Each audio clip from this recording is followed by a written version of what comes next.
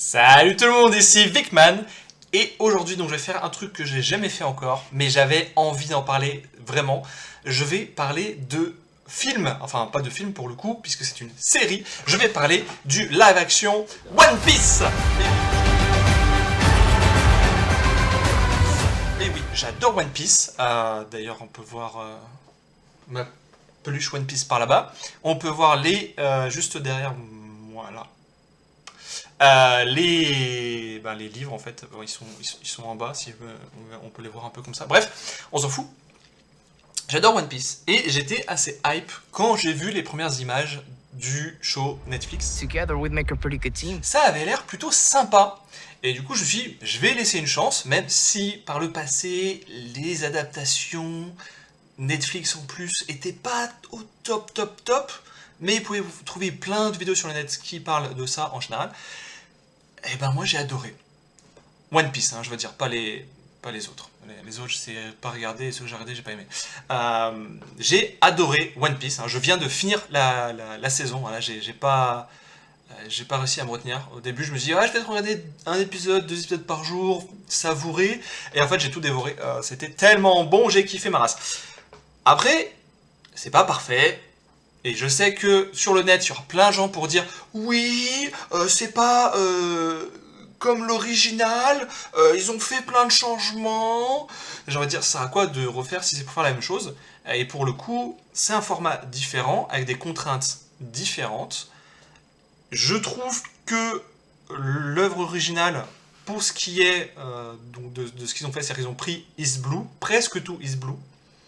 Parce qu'ils ne sont pas encore dans Grand Line, ça s'arrête à la fin de Arlong Park. Et donc, tout ça est respecté dans l'ensemble. On voit les personnages. Il y a certains personnages qui interagissent les uns avec les autres de manière différente. Mais honnêtement, c'est pas grave, ça passe comme c'est fait, je trouve. Il y a, sur la fin, en fait, j'ai trouvé qu'ils auraient pu faire mieux. Mais je pense que ce qui manquait en fait c'était un épisode. Il manquait un épisode pour faire mieux. Il manque clairement, pour moi, à mon sens, un épisode à Arlong Park pour amener un peu plus. Il y a notamment un changement, et je reviendrai plus tard, je pense que là je vais essayer de parler en général. Le but c'est pas que je vous spoil, parce que j'ai plus envie de vous donner envie de regarder. Personnellement j'ai beaucoup aimé, je ne peux que vous conseiller de regarder. Si vous aimez One Piece, si vous aimez pas One Piece, je ne sais pas. Je ne sais pas, parce que du coup, moi, ça me rapporte beaucoup de souvenirs, et du coup, il y a aussi l'affect qui rentre en jeu avec la nostalgie. C'est pour ça que je pense que c'est en partie pour ça que j'ai beaucoup aimé, mais pas que. C'est-à-dire que j'ai beaucoup aimé parce que, pour moi, il y a une vraie qualité. Donc, je vais revenir sur les points en général, et je ferai une partie spoiler après. Voilà. Donc, j'ai beaucoup aimé, c'est-à-dire que, par exemple, alors, je vais essayer de revenir dans les détails. Alors, je suis pas critique ciné, pas du tout. D'ailleurs, c'est pour ça que c'est la première vidéo de ce style-là que je fais. Parce que d'habitude, j'ai mon avis, mais j'ai pas spécialement envie d'en parler. Mais là j'avais besoin d'en parler. Donc, la musique, pour commencer, donc là, c'est le point que je vois bien. La musique est bonne. J'ai bien aimé la musique. Après, la musique est pas aussi forte, je trouve, même si c'est que le début, peut-être. Hein, c'est la première saison. Je l'ai pris la saison, genre j'ai enchaîné les épisodes. Hein, genre j'ai fait pendant 6 heures, j'ai fait que ça. Peut-être pour ça que c'est pas. En fait, la musique est bonne, mais pas comme l'animé. C'est-à-dire que comme l'animé, la musique, elle reste. La musique, elle a une signification. La musique, elle a une émotion très forte. Après, c'est aussi parce que elle est reliée, du coup, aux scènes qui vont avec. Et quand on retrouve la musique, on retrouve je dirais l'émotion qui est avec la scène d'avant. Et en plus, ça se communique très bien. Pour du coup parler de l'animé, par exemple, le passage de l'enfance de Nami, et au moment où Nami, elle dit Luffy, aide-moi, là il y a une musique très particulière dans l'animé qu'on retrouve au moment où Robin dit la même chose. Et du coup, c'est un moment aussi fort, si ce n'est plus, et du coup, avec la musique, en fait, il y a tout cette comment dire, mémoire cognitive, mémoire de Louis qui revient et qui aide. Donc c'est peut-être pour ça que je trouve pas la musique aussi forte que dans l'animé, mais la musique est bonne. Je l'ai trouvée personnellement bonne. J'ai trouvé le jeu des acteurs très bon. Franchement, j'ai été agréablement surpris. J'ai décelé des nuances. Enfin, je trouve, mon avis, encore une fois, hein, je ne suis pas acteur, je ne suis pas directeur de cinéma, je ne suis pas critique, mais j'ai trouvé qu'ils étaient bons et que, par exemple, le jeu d'actrice de... Alors, je suis désolé, j'ai pas son nom. Faudrait que je regarde sur internet. Bon, je peux faire ça, hein, hop. Tac, tac, tac. Nami live action. Tac, tac, comment elle s'appelle? Actrice. Emily Rude. Ou Rude, peut-être faut dire. Je sais pas, Emily Rude. J'ai trouvé son jeu d'actrice très bon. C'est-à-dire que, en tant que fan de One Piece, donc je connais l'histoire, surtout le début, hein, parce que beaucoup je les ai vus plusieurs fois, et je vais sûrement les relire prochainement. Donc je connais bien l'histoire, et je sais son passé, parce qu'on finit par savoir son passé. Et ce qui fait qu'il y a un moment, en fait, par exemple, où elle ment par rapport à son passé, j'arrive à déceler un petit tic gestuel, qui à mon avis est fait exprès, où on voit justement qu'elle ment. En tant que spectateur, quand on sait qu'elle ment, et si on ne sait pas qu'elle ment, éventuellement on pourrait se dire, il y a un truc un peu bizarre là, mais ok, on va avec ce qu'elle dit. Donc c'est pour ça que j'ai trouvé son jeu personnellement assez bon, et que en général, j'ai trouvé bon. C'est-à-dire que quand je voyais l'acteur, alors du coup je vais regarder les acteurs. Donc Monkey D. Luffy joué par Iñaki Godoy, si je prononce bien son nom, j'espère. Je l'ai trouvé très très bon. C'est-à-dire que je voyais Luffy en chair et en os. Et il a vraiment ce côté enthousiaste, ce côté joyeux, ce côté excentrique de Luffy, tout en étant sérieux quand il s'agit de protéger ses amis. Et donc j'ai trouvé ça super cool. J'ai trouvé du coup tous les 5 en fait. Hein. Vraiment, j'ai trouvé par exemple, Jacob Romero, donc, qui joue Usopp. J'ai trouvé très bon dans son rôle d'Usopp. Là, quand je regardais, je voyais pas un acteur qui jouait Usopp, je voyais Usopp. Hein. Et donc, pareil pour tous, pour Sanji, t'as Skylar, pour Zoro, qui est donc Mackenyu, pour tous en fait. Et même les personnages qu'on pourrait voir un peu plus secondaires, comme Kobe et Elmepo, qui sont respectivement Morgan Davis et Aiden Scott, je les trouve très bons. Et par exemple, je sais que quand il y a eu les premières images, les premiers teasers qui sont sortis, j'ai vu du bon, enfin du moins bon, des réactions positives et négatives sur internet. Et notamment une des réactions négatives, parce qu'il y avait un positif aussi, mais bref, c'était par rapport à Buggy. Buggy le clown, ou Buggy, je sais pas comment en français on dit Buggy le clown. Donc joué par Jeff Ward. Et franchement, comment dire, il y avait un commentaire en fait, quand il y a eu ces premières images d'un gars, je suis désolé, il est sur YouTube, mais je ne retrouve pas la vidéo, hein. Il y a longtemps que je l'ai vu, donc je ne sais pas. Mais je suis très d'accord avec lui, c'est-à-dire que c'est pas le Buggy de l'animé, c'est pas le Buggy du manga. Il lui ressemble, il est proche, mais il y a une petite vibe différente, et pour le coup, en live action, il est génial. Je le trouve génial, je trouve que le jeu d'acteur est excellent, que le personnage est excellent, et je vois quand même Buggy le clown. Alors, pourquoi je dis qu'il est un peu différent, c'est qu'il, dans l'animé, il fait pas peur, il est comique. C'est un pirate comme les autres, etc. Mais clairement, il fait pas peur comme, je sais pas, un crocodile qu'on pourra voir plus tard, ou même pour genre Big Mom, qui est plus récente. Donc il fait pas peur, même si c'est le premier méchant. Ouais, c'est le tout premier méchant qu'on voit. Donc forcément, c'est pas la même chose que pour plus tard. Ne serait-ce que Kuro, qui est le deuxième méchant qu'on voit, qui lui fait beaucoup plus peur. Et juste parce que Baggy, il fait pas sérieux. En même temps, c'est Baggy le clown. Alors que ici, il fait sérieux, même en étant Baggy le clown. Et ça, c'est incroyable. Je le trouve génial. Je reviendrai un peu plus dans les détails, juste dans la partie spoiler, donc un peu plus tard. Du coup, pour les costumes, parce qu'on parle de Baggy le clown, mais les costumes en général, quand j'avais vu les premières images, je me disais, bon, ça fait un peu cheap quand même, ça fait genre cosplay et tout. Bon, quelque part, c'est un peu un cosplay. Mais en fait, ça passe. Parce que du coup, le jeu d'acteur est bon.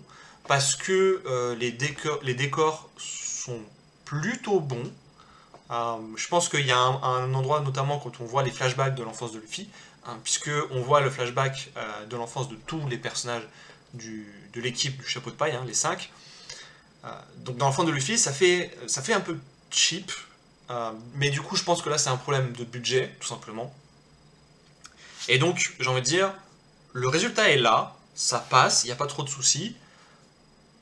C'est juste que du coup, c'est des changements qui ont été faits, je pense, à cause du budget. Pour ce qui est des changements, donc il y a eu des changements dans l'histoire, dans l'ensemble, franchement, je les trouve très bien. par rapport, comme j'ai dit, au support qui est maintenant le live action, une série, c'est épisodes d'une heure.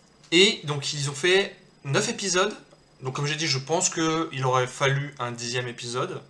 Et en plus, ça aurait pu suivre plus ou moins, parce que East Blue, c'est plus ou moins les 10, je crois plutôt même 12 premiers tomes.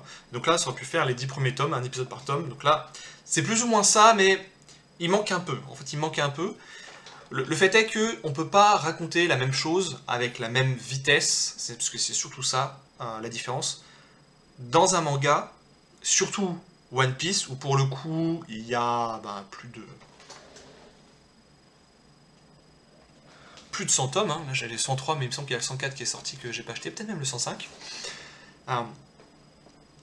Donc, la vitesse peut pas être la même, donc certaines choses vont un peu plus vite, et donc peuvent paraître un peu rush, comment on dit en français. Enfin bref, certaines choses peuvent paraître trop rapides, mais dans l'ensemble, ça passe. Surtout du coup, moi comme je l'ai vécu, c'est-à-dire que je connais l'histoire, et en fait là du coup j'ai vu quelque chose de différent, j'ai vu quelque chose que j'aime, dans l'univers que j'aime, avec les personnages que j'aime, mais j'ai vu une autre histoire. J'ai vu une histoire différente, similaire, mais différente. Et je pense que c'est aussi ce qui a fait que j'ai beaucoup aimé du coup la série One Piece. Maintenant, donc, je passe au spoiler. Je vais y rentrer plus dans le détail sur certaines choses, notamment les choses que j'ai moins aimées. Donc, je vous invite, avant de continuer la vidéo, à regarder la série Netflix et revenir sur la vidéo. À moins que vous ayez aucun problème à vous faire spoiler, et auquel cas, let's go. Donc je vais arriver tout de suite sur le truc que j'aime pas, qui m'est revenu, et après c'est un peu sur la fin, c'est donc l'arc avec Nami, alors que j'ai avec Nami c'est avec Arlong plutôt, donc le dernier arc. J'ai trouvé que ça c'était trop rapide, comme j'ai dit, qu'il manquait un épisode pour moi d'une heure, où on allait un peu plus dans le détail sur ce qui s'est passé donc dans l'enfance de Nami, et notamment le combat aussi à Long Park, où là je le trouve vraiment trop rapide. Alors c'est vraiment boum boum, un coup de poing et c'est fini. J'exagère, mais je l'ai vécu comme ça. Et notamment le gros changement qu'ils ont fait, donc pour rappel, Nami, donc Arlong tue sa mère quand elle est petite, il la kidnappe, il n'y a pas d'autre mot, hein, ils la prennent de force, ils la kidnappent parce qu'ils ont vu qu'elle avait fait des cartes. Donc il la kidnappe, il l'emmène dans leur QG qui est à côté du village, et il la persuade via un deal, via un marché, de travailler, donc que Arlong lui dit à Nami, tu travailleras pour moi. Et le marché, c'est qu'elle peut racheter le village, donc pour libérer le village complètement, et qui n'est plus sous le joug d'Arlong. Donc Nami accepte au final, parce qu'elle aime beaucoup son village, c'est là où elle a grandi, c'est là où du coup sa mère est morte pour elle. Elle accepte, et elle décide de ne rien dire aux villageois, parce qu'elle ne veut pas que les villageois se rebellent. Et du coup, elle va voir les villageois, elle leur dit je vais travailler pour Arlong, il m'a donné plein de thunes, voilà, maintenant je suis avec eux. Donc les villageois ne comprennent pas, parce que forcément Arlong a tué sa mère. Finalement, il demande à sa sœur, parce qu'elle a une sœur, plutôt une demi-sœur on pourrait appeler, parce qu'elles ont été adoptées toutes les deux. Donc je sais que vous savez déjà tout ça, mais c'est juste pour rappeler le contexte. Et donc c'est sa sœur qui va discuter avec elle, et qui lui dit qu'est-ce qui s'est passé, pourquoi tu travailles pour eux, c'est pas normal. Et donc Nami qui lui dit tout, qui lui parle du marché, qu'elle va racheter le village, etc., etc.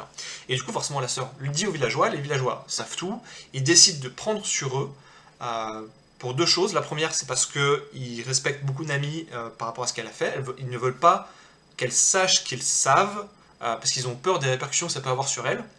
Et aussi, si jamais elle décide à un moment de s'enfuir pour vivre sa propre vie, eh ben, ils ne veulent pas qu'elle pense que les villageois comptent sur elle. Donc il y a tout ça. Et en fait, dans du coup la série Netflix, il n'y a pas du tout ça. C'est Nami qui va d'elle-même voir Arlong après qu'il ait tué sa mère, et elle dit je vais travailler pour vous, mais je propose un marché, donc je vais travailler pour vous parce que je suis une bonne dessinatrice de cartes. Donc comment elle sait que Arlong cherche quelqu'un qui dessine bien les cartes, ça on sait pas. Voilà, ça c'est dommage parce que c'est vraiment un détail. Quand on connaît One Piece, où généralement les détails comme ça, ils viennent pas de n'importe où, donc là c'est un peu dommage. Surtout quand, pour le coup, le début de la série, même si, comme j'ai dit, ils font des changements, ça change pas trop. Il n'y a pas de détails comme ça un peu bizarres. Et du coup, elle décide de travailler pour Arlong. Elle le dit à tout le village, genre en mode c'est bon, maintenant je travaille pour Arlong, mais cassez pas les couilles. Et du coup, voilà, du coup le village la déteste. Hein, ils se disent putain, c'est un monstre en fait, c'est un enfant monstre. Genre sa mère a été tuée sous ses yeux et elle décide de travailler pour le pirate. Donc c'est vraiment un revirement complet. Et à la fin, où forcément il y a le poteau rose parce qu'elle a les 100 millions de berries qu'il faut pour acheter le village, mais il y a un colonel de la marine qui travaille pour Arlong qui récupère. Enfin bref, toute la rigolo, vous connaissez l'histoire. Et elle le dit, elle l'explique à sa sœur, donc et sa sœur qui comprend, qui dit oh putain mais en fait t'étais gentil depuis le départ, mais je te détestais, non, manfuck. En fait, pourquoi pas? Honnêtement, pourquoi pas?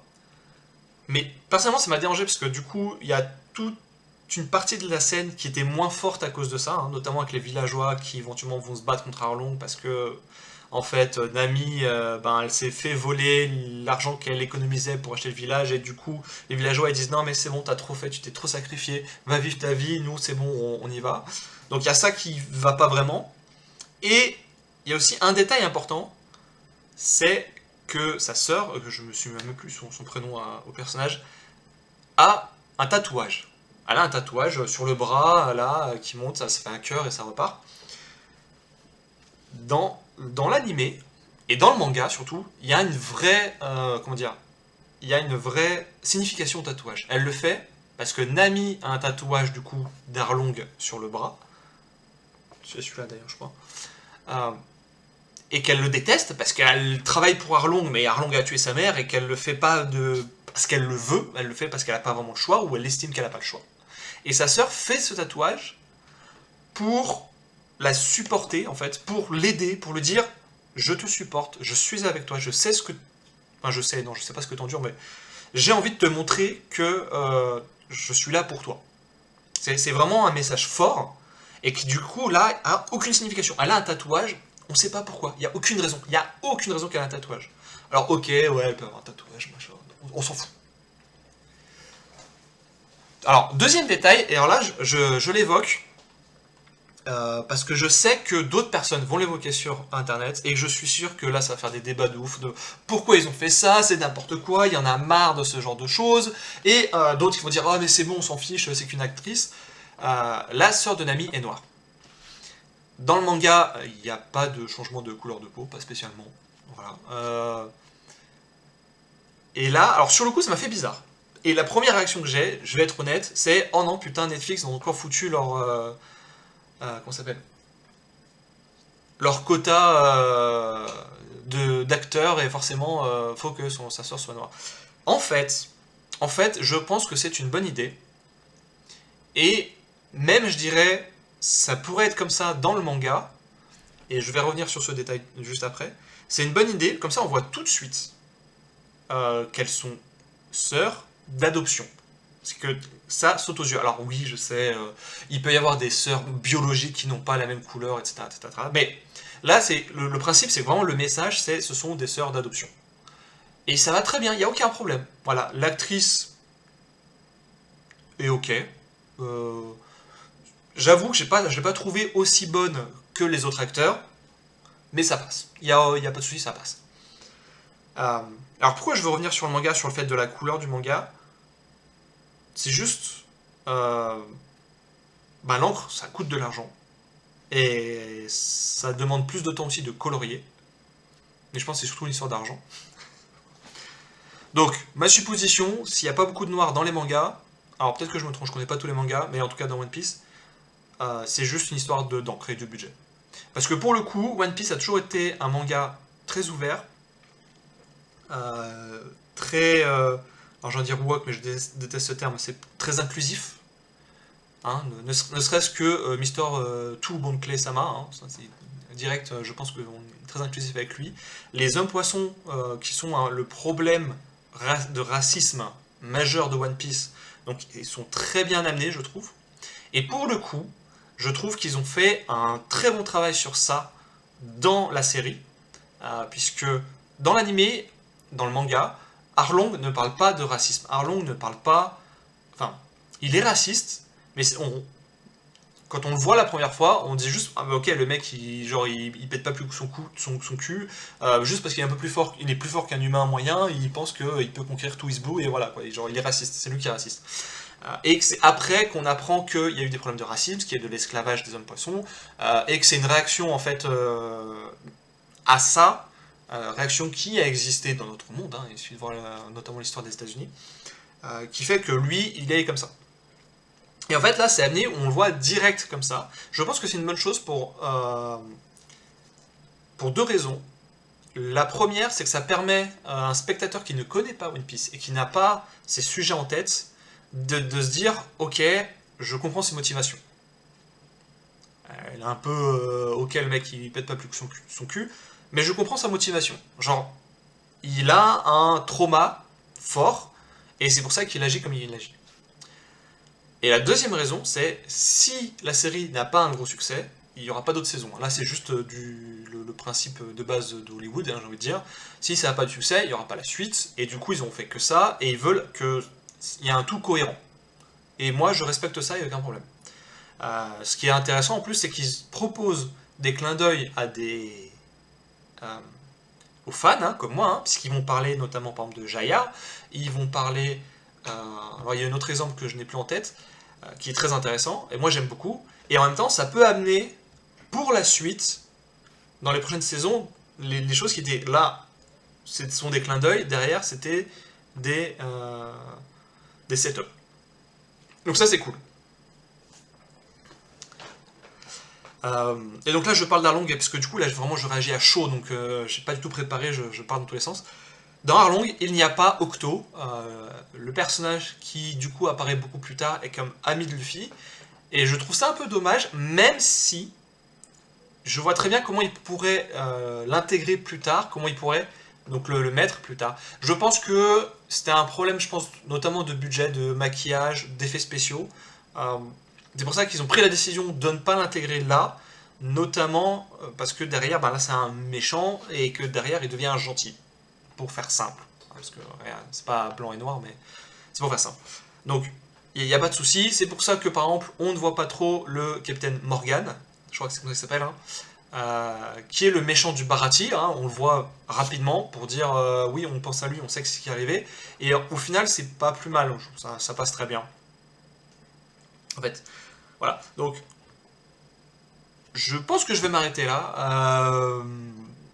Encore une fois, j'ai vraiment adoré. J'ai revécu l'émotion que j'avais vécue la première fois que j'avais vu. Alors, comme j'ai dit, il y a une part de nostalgie, hein, clairement. Donc, si vous voulez regarder One Piece, que vous n'avez jamais regardé de votre vie, je ne sais pas à quel point vous allez aimer ou pas, mais je trouve qu'il y a une vraie qualité, pour le coup, dans cette adaptation. Voilà pour la vidéo. J'espère que ça vous a plu, et je vous dis à bientôt.